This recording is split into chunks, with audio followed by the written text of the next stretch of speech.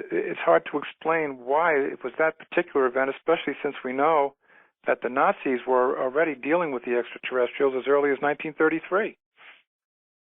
Right, exactly. And we'll talk about an area that a lot of people talk about, and I've discussed this with, I believe you, of course, know Jim Nichols. We discuss this all the time in the Tibet Nazi connection and the Anna-Nerba. But then we move to one of the most interesting cases of all, as I discussed with Bill Ryan. It's either one of the most elaborate Hollywood scripts or one of the most important stories. Project Serpo. But first, let me just read a few words from your book. You say, quote, "Now, in an unprecedented break with the government's secret policy, it has been revealed by former military insiders that the exchange was indeed real and took place almost exactly as depicted in the movie Close Encounters of the Third Kind. Under the auspices of Defense Intelligence Agency DIA program referred to as Operation Crystal Night, or what is now being called Project Serpo. It has been claimed that 12 astronauts left Earth in July 1965 and were taken to the planet Serpo in the binary system Zeta Reticuli aboard an alien spacecraft as part of an exchange program." Who are these former military insiders that are talking? Well, they continue to refer to themselves. The main one continues to refer to himself as anonymous. Anonymous. And yep. he's never really broken that. There's so much information now out on that website that you can just be reading it for days and days and days. Yes. www.serpo.org, including 34 updates over the years. I mean, the information is staggering that's out there, and it's very, very, very specific. When I wrote the article, a lot of that information was not even available. But the original story was broken by Anonymous in 21 emails that he sent to that insider group of UFO people, including Bill Ryan. And it was Bill Ryan who started the website. But it's quite a story, and the information is very, very specific. It's incredible. Once you start reading, you just cannot stop. And when I had Bill on the show a few months ago, I asked him, and he said that perhaps the information may have been tainted by now. In other words, some misinformation may have been mixed just because this is so explosive. This was all being organized partly during President Kennedy's incumbents.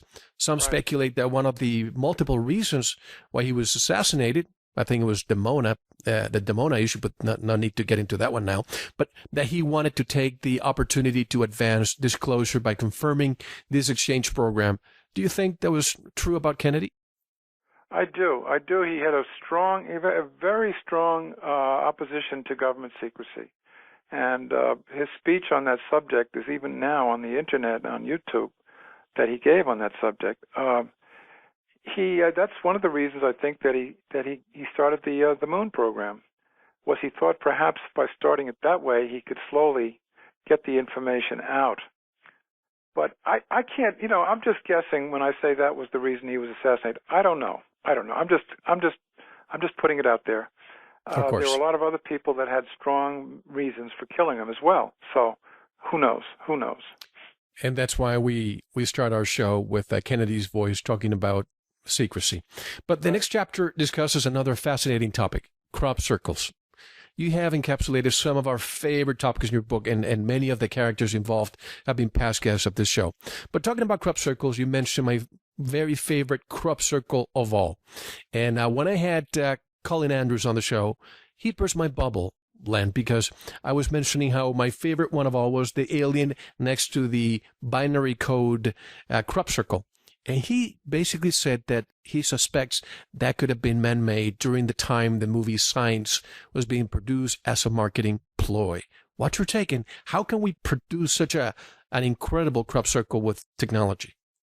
I don't know that, and I did put that in my article about him. In the chapter on him, I did mention that he did make the claim when I interviewed him then that 80% of the crop circles were man-made.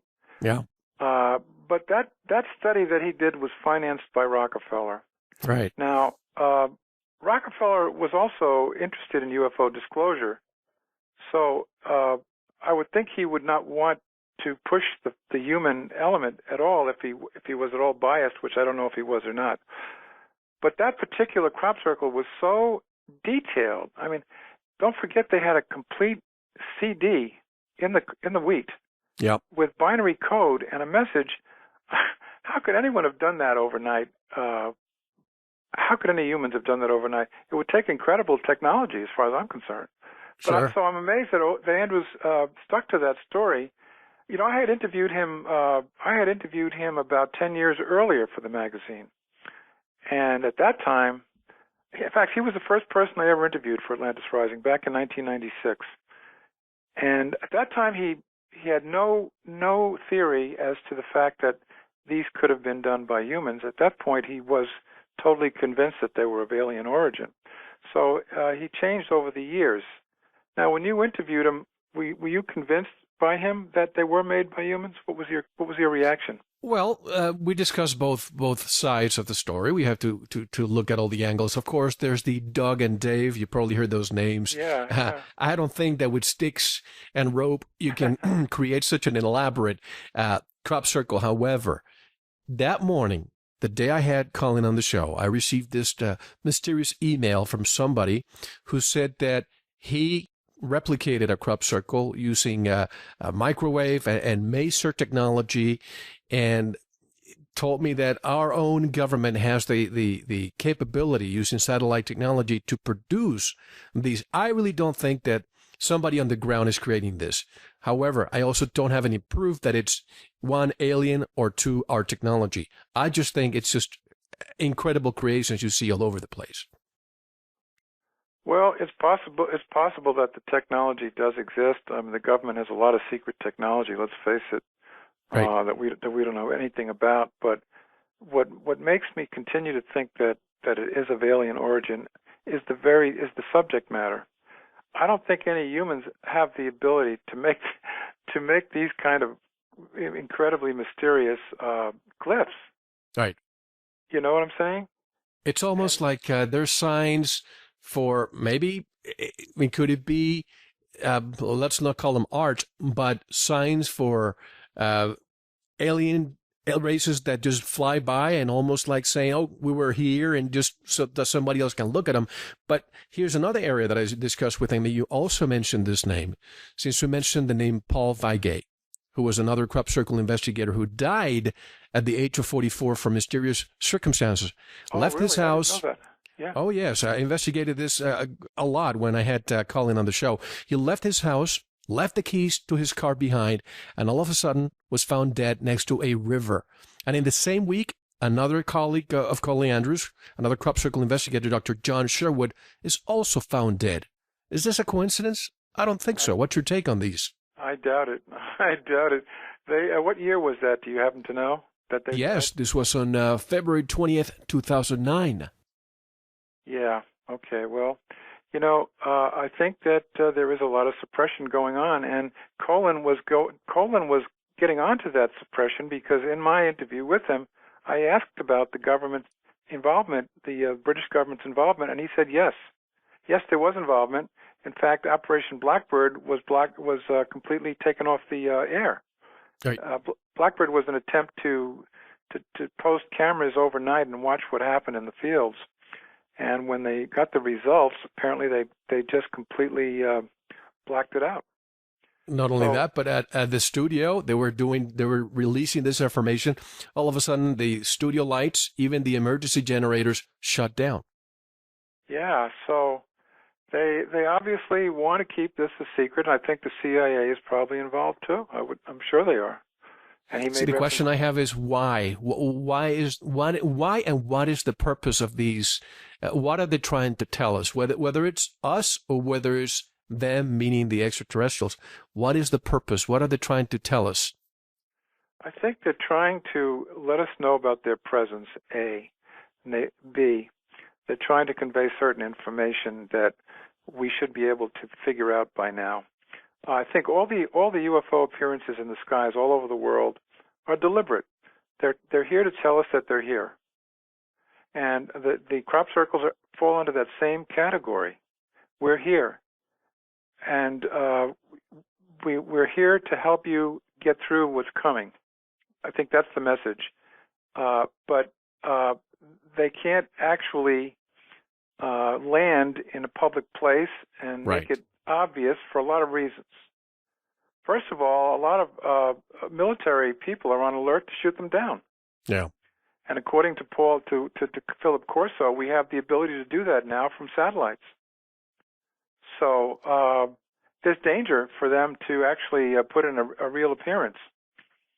But I think they're here to tell us they're here. And especially down in Mexico. Jaime, have you had Jaime on your show? Jaime Mosa, no, but I will very soon, yes. The UFO displays in Mexico are incredible. But here I think they're afraid to do what they're doing in Mexico. And when you ask Jaime, how is it that you get such a preponderance of UFO sightings there? And the answer is simple. We just don't shoot them down. Exactly. We invite them. He could have said we invite them. And exactly. Here is the opposite. Here is the opposite. And of course, have you had Dr. Boylan on your show at any point? No, I have not yet. But before I forget, you know the name Dr. Paul Benowitz by chance? Yeah, I do. Mm-hmm. In this collection of items that I got from this estate sale, I found some original handwritten letters by Dr. Paul Benowitz, and some of the information that I found there, one of them being something I discussed with Anthony Sanchez. I don't know if you've heard about his story, UFO Highway. He interviewed a retired Air Force colonel who allegedly worked at Dulce, but apparently the technology that was used to shoot the Roswell and other UFOs down was developed by Dr. Benowitz. So these are some letters that we include, folks, on the USB drive that we have for season 2. But the next chapter, you discuss exopolitics, and I see you discuss Dr. Michael Salla and his research into the Iraqi Stargate. During our conversation, also, it's interesting because all the people you talk about, we've talked at one point, so I'm lucky, I guess. We talked about how the real reason why the United States invaded Iraq was not because of oil, was not because of weapons of mass destruction, was to gain access to a Stargate and close it.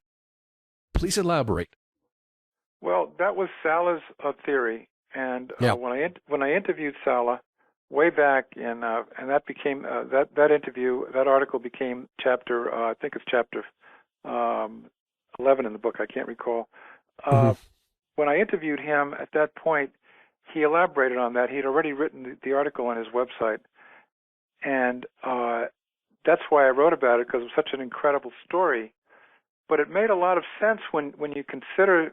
It made a lot of sense that there was something there that may have been left behind by the Anunnaki when they were here, and that Saddam Hussein maybe was working on finding a way to make this thing work, and the French and German archaeologists who were helping him develop, I think they were working on the city of Uruk there, the archaeological sites there, that they were going to help him too.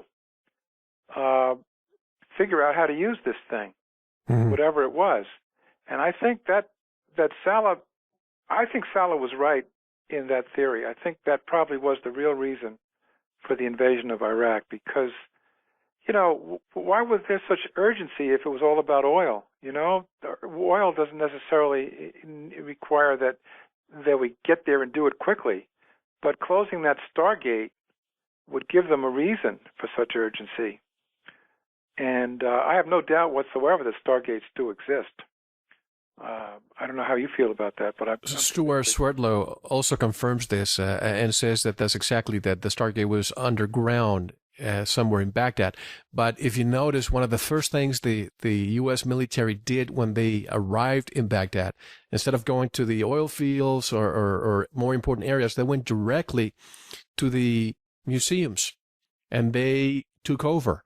And the information I've received was that we took a lot of items from there and replaced them with copies. Of course, I have no way to confirm this. This is information that I've received. But in your next chapter entitled Information Wars, this is very important just because we are alternative media too. You discuss some of the individuals who are fighting the system to obtain information that will lead us to disclosure. It's an information minefield out there, Len. And I say this because sometimes it's very difficult to separate the truth from fiction. Even when you pursue a FOIA request, a Freedom of Information Act request for those outside of the United States. Also, let's not forget President Eisenhower's words about the military-industrial complex.